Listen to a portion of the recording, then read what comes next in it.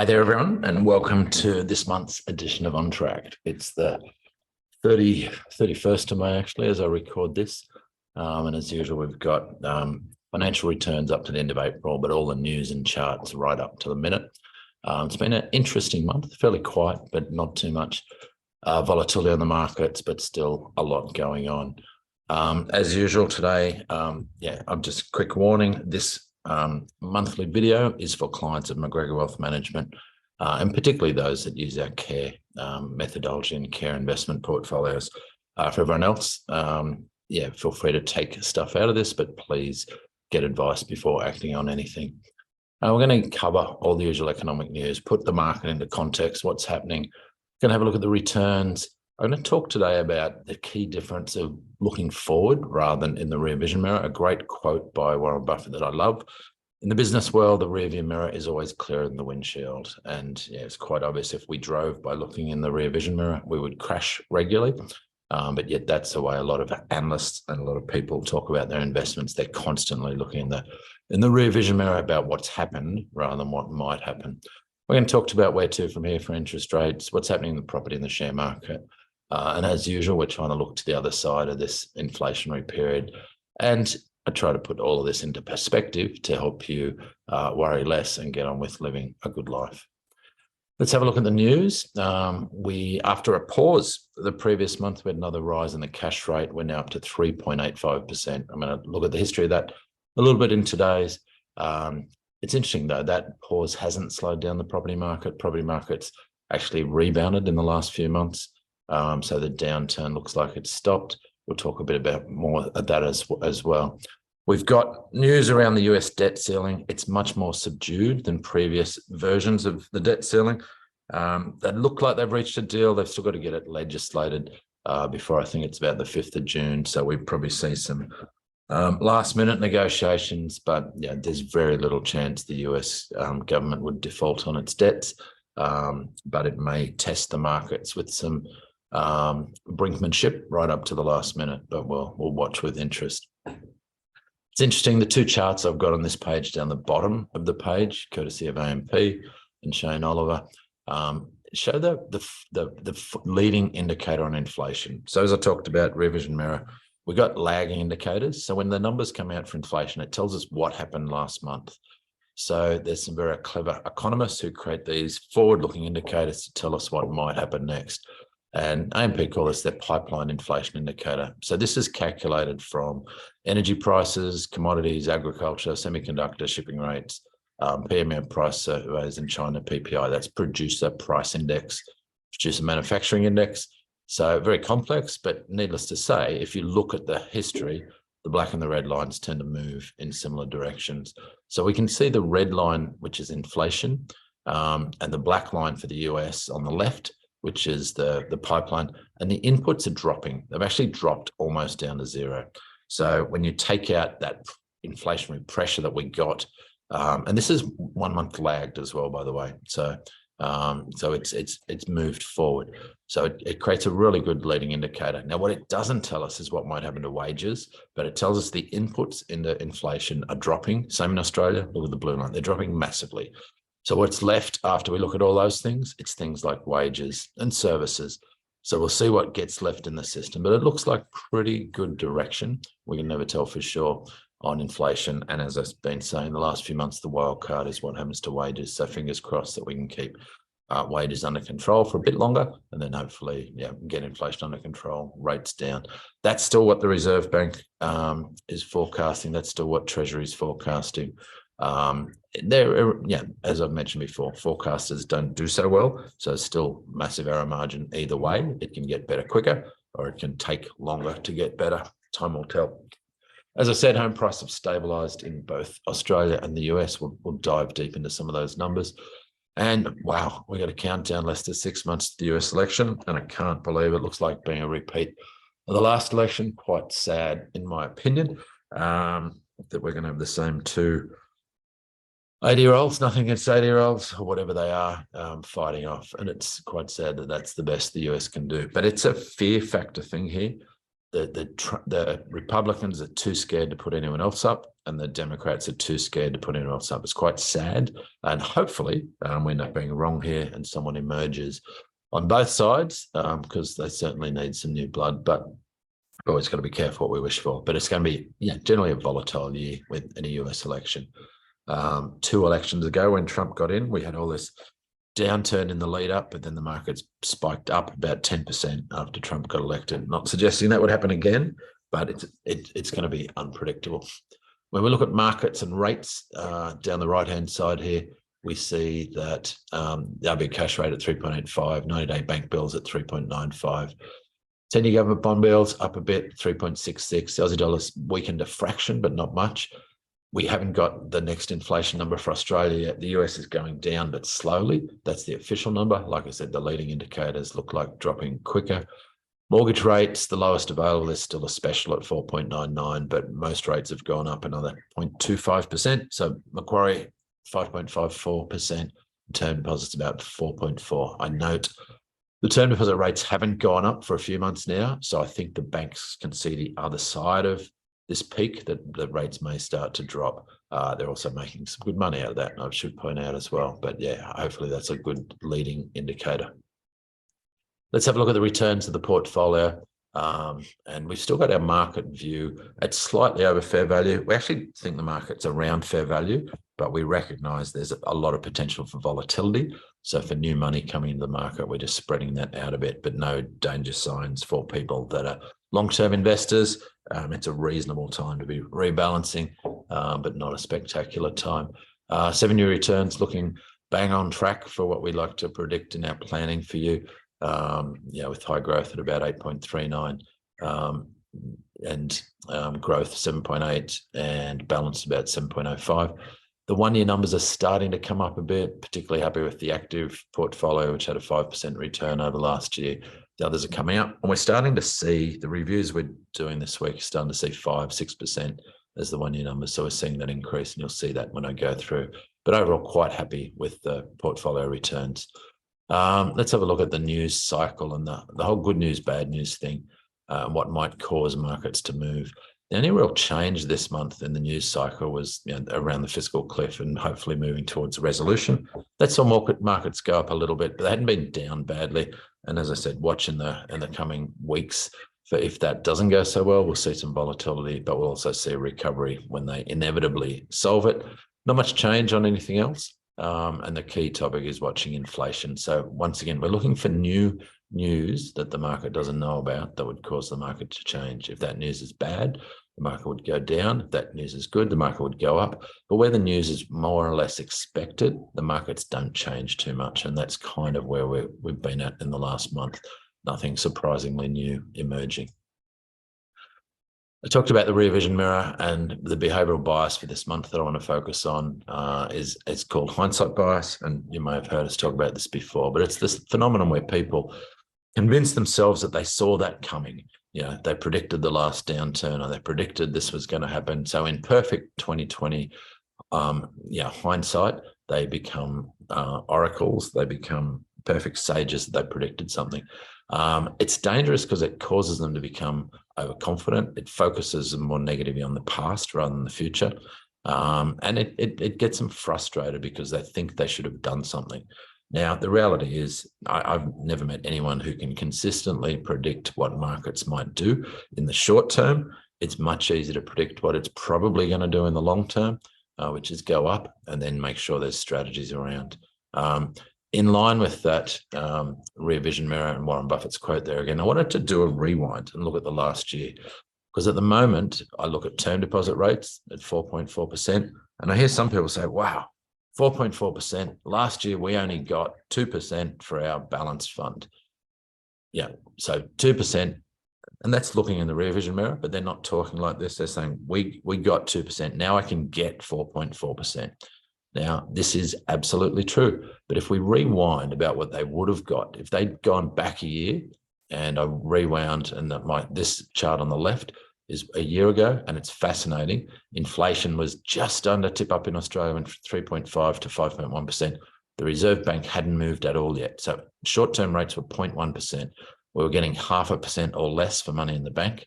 and we were just starting to get 2% for a term deposit, but a few months before it was 1%. So had you locked in a term deposit a year ago, you would have been lucky to get 1.5 to 2%. Had you left your money in the bank at that stage, you've been getting 0.5%. So as much as 4.4% looks good now, and don't get me wrong, it is.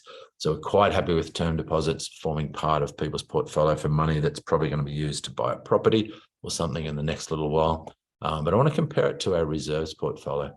And 50% of our portfolio is in the Realm Fund. The other 50% is in AAA. AAA is effectively 90-day bank bills. So 90-day bank bills are now up around 3.5%. So that's what we're getting, and effectively for very short term. Realm's historical performance is great. They've consistently achieved nearly 3% above the cash rate, which is their target, in an extremely low cash rate world. In the last year, to the end of April, they, in the wholesale, which is what the units we got, 4%. So a very good return. So even in the rear vision mirror, they're doing absolutely fine. But when we look through the windshield and look forward, the yield that they have in that portfolio now, if they just shut the door and held it to maturity, which they won't, but they'd earn about 7.7% over the next 2 to 3 years. So that's the forward-looking yield, and you won't see that. And fixed income is really complicated. There's lots of things that can happen that may affect that, with interest rates up and down. That might introduce some short-term capital gains or losses, but the bases are certainly loaded in terms of forward-looking. And while term deposits still have a place, we don't use them in the portfolios because they're just too restrictive. And you have this thing called reinvestment risk. In a year's time, when you wake up and you're coming off the 4.4%, we might be back to 2%, and you might have missed out on 6 or 7%.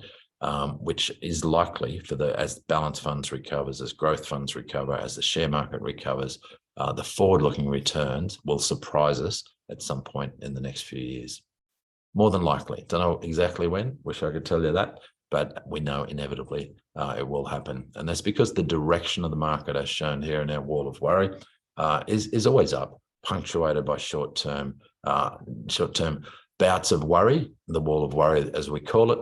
But we go through this consistent cycle. The last boom, as I've said numerous times, the peak of the last boom is now, just towards around about 2008. So coming up to 15 years ago, at the start of the last boom, if we said it was around 2004, is now nearly 20 years ago. So we're well overdue. Booms sneak up on us. They're born on adversity and they grow on fear, and then eventually when people start to recognize that's a dangerous time, when we get this FOMO. We are so far from that at the moment that the forward-looking returns look reasonably optimistic to achieve the sort of goals that we have, and might even surprise us on the upside. But in the short term, absolutely more potential downside ahead as we work through the usual worries of the world. Interesting interest rates this month. So we had the pause. And the pause around the world came from the fear of bank failures, but that proved to be another storm in a teacup. So then, inflation's coming down slower in most countries. As I said, part of the inputs are coming down quicker, but the fear is wages. It's coming down, but it's not coming down as quick as people would have liked. Interest rates moved up a bit. So you can see the green line here is 1 month ago. This is the 10-year bond rates in Australia and the US. Australia on the left, the US on the right. So up a fraction. The scales are deceptive here. So we look 10 years, the bond rate went up from 3.25 to about 3.6. So not quite 0.5%, but still substantial. But when we look at the historical rates underneath here, we see this sort of steadiness in this range between 3.5% and 4%. And we won't be surprised if we kind of stick within that range. The markets are always moving around, by the way. So there's no such thing as a straight line in markets, so we'll see where it goes. Same story in the US, but still the bond markets are not predicting. When you look at 30 years, they've still got rates at about 4%, which would be consistent with long-term inflation in the 2 to 3% band. So the bond market's certainly not predicting inflationary problems long-term ahead. As always, that context of the wall of worry, I won't go to that. I've talked about that enough for today, but we are quite firmly in that wall of worry. As I said, we've marked it at 8. We're well and truly recovered from the COVID downturn, which was one of our it was the 5th biggest downturn in history, going back to 1890, and well and truly now above the peak, but still bouncing around the peak. And that peak is not much more than the peak of 2007-8. So, eventually we're going to go higher than that. In terms of our mess it up, I just wanted to focus on one of the S's in mess it up. And these are the ways people mess up their long-term investments, which results in them receiving returns that are far below what their market returns or fund returns would have got because they mess with it. I'm always happy to say our clients don't do that. We don't do that, which means we get superior returns to most investors. But the single issue focus for me for this month, it's going to be a few of them, but the US fiscal cliff. Hasn't been as big as the last ones, but it's still going to, the next 2 weeks, I suspect it'll be in the news. So just, assume it's going to get sorted. It would be very, very unusual and historical if it wasn't sorted and the US defaulted. It would be fixed at some point because it's not what either side of politics over there wants to see. But the other single issues we've obviously come out of, the other one's inflation and interest rates at the moment. And there's others going on. But I know I'm talking about mostly the economic issues, not to mention not other news and social issues as well. But that's it for the mess it up. One I wanted to focus on this week on our 4 pillars. And I'm going to focus more on this. So, the 4 pillars just shows that once we look after your planning and we have that core belief that the best investments and the best strategies are formed as part of a long-term plan, once we understand cycles and history, and then once we help our clients and ourselves not make mistakes from bad behavior, then we can focus on the smart stuff. And that's having good asset allocation, the right mix of shares, property, etc. Good, massive diversification so we never get slaughtered on any one decision. But the little things like rebalancing that we do consistently, we look at to rebalance most months. We don't do it every month. We do that when the portfolio gets slightly out of whack. They're little things that add to performance over time. And I've got no doubt that our superior performance compared to most over the last 7 years, part of that unsung hero of that is just the boring old rebalancing, which just takes a little bit of discipline and rebalancing is just if shares have gone up 1 month and fixed interest stayed stable, then we sell a tiny bit of shares to top up the fixed interest. And if the next month the opposite has happened, we do the opposite. What that forces us to do, and usually counter-cyclically, which means when the news is suggesting we probably shouldn't do it, it forces us to buy low and sell high around there, and it keeps the portfolios in balance. Every bit of research I've done over the last 30 years shows that rebalancing adds 0.5 to 1% to returns over the long run, but it's the thing no one ever talks about because it's pretty boring and nerdy. But anyway, that's all the little stuff that we do. Looking at the markets, monthly numbers here up a fraction, direction's looking good, long-term returns, super stable. And once again, that incredible diversification on show. And it's always interesting when you look down the 1-year return of the top 10 holdings, just to see the variety. The number one there was Woodside Energy, and that was because energy prices spiked, of course, the Ukraine war. The worst ones here are the banks for the last year, but just the peace of mind of knowing you own the good and the not so good, and they tend to counteract out. So the last year has delivered a fairly low return. You can see we've just gone sideways, but the long-term returns are good. So in terms of the top 100 companies in the world, and you can see the lineup there of the top 10, Apple, Microsoft, Amazon, Google or Alphabet, ExxonMobil jumped in this year, once again, energy, Johnson & Johnson, JP Morgan and Chase, Procter & Gamble and Nestle, a pretty solid bunch of companies to know that we have in the portfolio. And the $10,000 invested 10 years ago has grown to about $45,000. So it's had a great run. The 10-year return on this particular exchange traded fund or ETF is about 15%. Now, about 5% of that's due to the Aussie dollar falling over the last 10 years, but it's still been a very good part of the portfolio. Emerging markets still, so global small caps or US small caps, which are in the portfolio here, are doing it tougher, tracking more like the Aussie market. So pretty low, actually went down during the month, although it's fully recovered in May. Spectacular over the last 10 years, about 15%, but pretty flat. You'll see this sector, as markets start to recover, this sector will take over. But small caps are always a bit more nervous when things are volatile, and then they'll take over. And we know historically, small caps have outperformed large caps in the long run, but more volatile in the short run. So our patience pays off here, but it's certainly been a great part of the portfolio the last 10 years.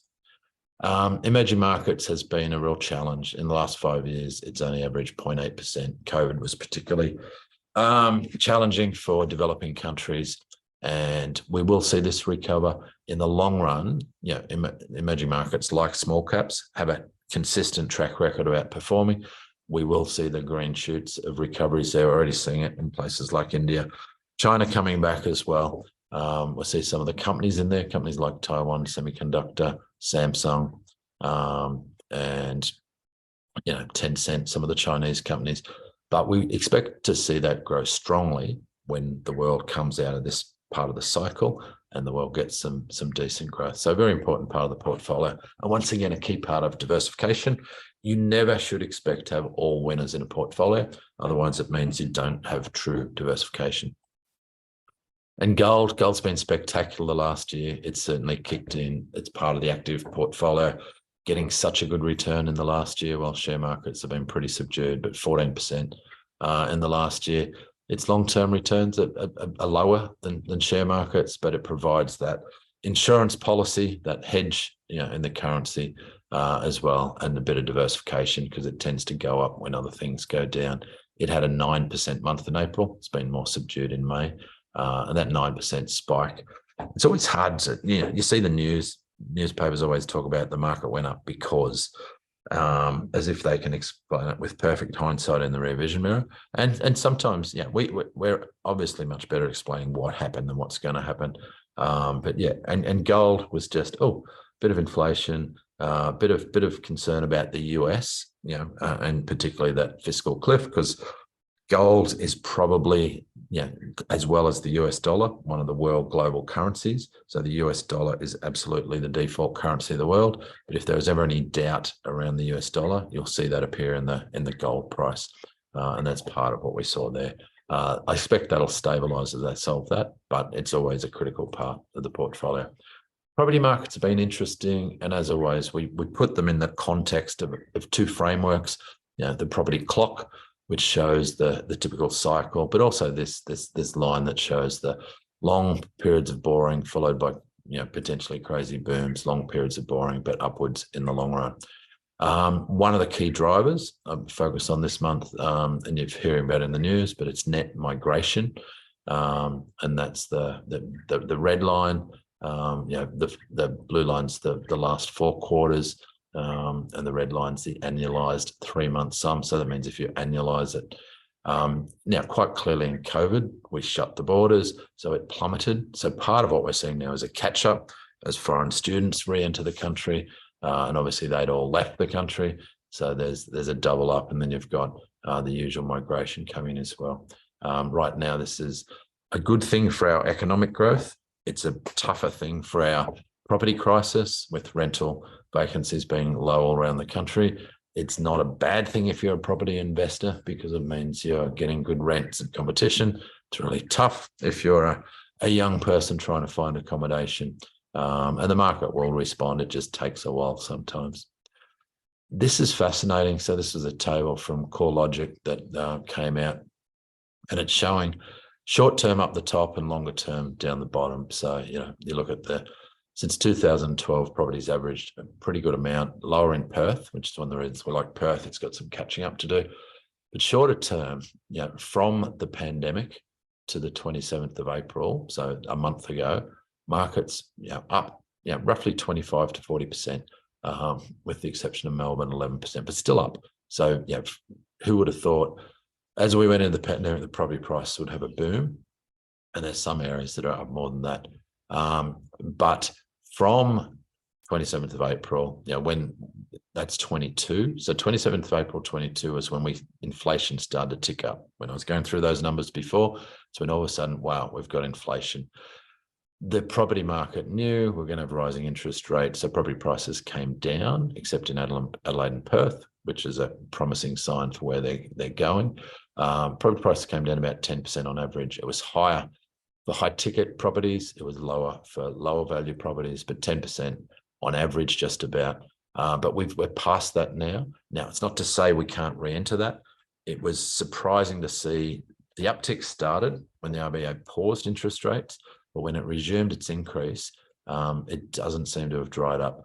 Now, we do have not a lot of listings around, so the market supply is low, and that's meaning, there's plenty of competition. It's a mixed market too. For those of you that have had properties on the market or know people that have got properties on the market, some people have their prices too high. They're still showing where they were a year ago. And obviously prices are down from there. But yeah, we're seeing, albeit small numbers, the market steadying, which is always a good sign. There's still some doomsdayers predicting much greater property downturn with the rental shortages we've got, and assuming interest rates do come under control, I can't see it happening. The wild card that would obviously change that is if inflation kept going up and interest rates got higher. Because make no mistake, interest rates do affect property prices. So if that kept going higher, we'd probably see the market retreat a little bit as well. Interest rates, much more stable, amazing looking back over the last few years. Fixed rates on the left, they're actually coming down. So the 5-year fixed rate is dropping, the 4-year fixed rate is dropping, the 3-year fixed rate is dropping. That's telling us the banks are predicting that inflation interest rates are coming down, not drastically at the moment, and they're all still higher than the 1-year fixed rate. So that's telling us they're more like stabling. When we look at other rates, they're starting to stabilize a bit as well, even though we're seeing that increase still in the cash rate, that massive increase. I still am wary of fixing unless you absolutely want a guarantee of what your interest rates are going to be. Fixing for 1 year at the moment is about, pretty close to where the best rates you can get are. I know the rates here are showing 6%, but you can absolutely get 5.5%.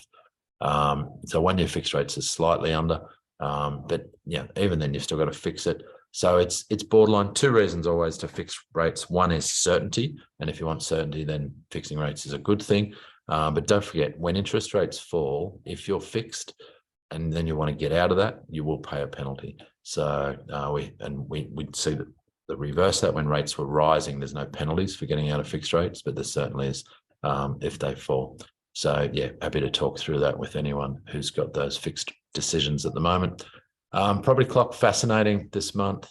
The clock effectively rewound because price went up. So the team at Performance Property pushed everything back a little. So everything is still on the upward momentum. So there's nothing going down. So this is partly factual, and we certainly didn't enter a period of stagnation yet. So there's still some legs. A place like the Sunshine Coast came back a bit because we're seeing some activity. Still decent value in Brisbane, Adelaide, really good value in Perth, and then the second tier regional Queensland. My preference always is for properties within 2 hours drive of a capital city. They're just more robust, the markets in those places, less dependent on things like Gladstone, for instance, which is shown here as a triple C sort of area, but so heavily mining dependent and massive variations. Same with places like Rocky, etc.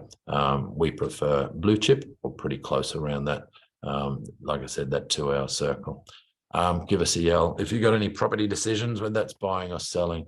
But we think property will still be a fantastic long-term investment. The short-term path for the next few years is trickier. But for those that have it as part of their long-term strategy, still got a pretty good future. So that will be our wrap. And as always, I'll leave you with the key principles that underpin our philosophy, and that is summarized by exciting life, that we believe you should have an exciting life and boring money, not the other way around. And those principles that all investing is best done as part of a real plan, and that's with goals based on your life.